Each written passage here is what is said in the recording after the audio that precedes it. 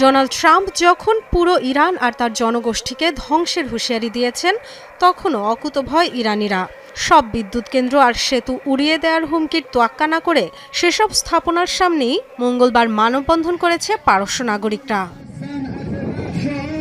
শেষমেশ যুদ্ধবিরতির ঘোষণা। গভীর রাতে উল্লাসে ফেটে পড়ে ইরানিরা। রাজধানী তেহরানের ইনকিলাব স্কয়ারে জড়ো হন শত শত মানুষ। নারী, পুরুষ, শিশু যোগ দেন সব বয়সীরা। আমেরিকার উদ্দেশ্যে বলতে এসেছি, আমরা আপোষ করি না। বারবার একই ভুল করবেন না।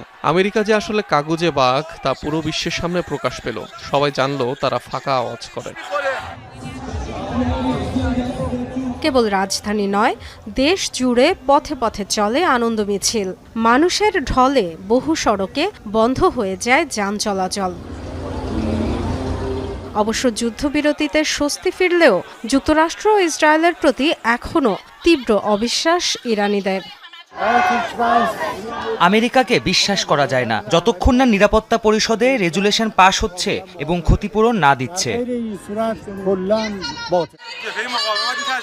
সবাই শান্তি চায়, কিন্তু দুর্ভাগ্যজনকভাবে এমন কারো সাথে কথা বলতে হচ্ছে যাদের বিশ্বাস করা যায় না। তারা বিভিন্ন দেশের সাথে একই অপকর্ম বারবার করেছে। ইরানের শাসকদের প্রতি সমর্থন জানান নাগরিকরা। সর্বোচ্চ ধর্মীয় নেতা মুস্তাফা খামেনির ছবি ও জাতীয় পতাকা হাতে চলে slogan, death to America, death to Israel, death to compromise. যুক্তরাষ্ট্র ও ইসরায়েলের পতাকা পুড়িয়ে জানানো হয় প্রতিবাদ। Dorothy Tasrin, Jamuna news.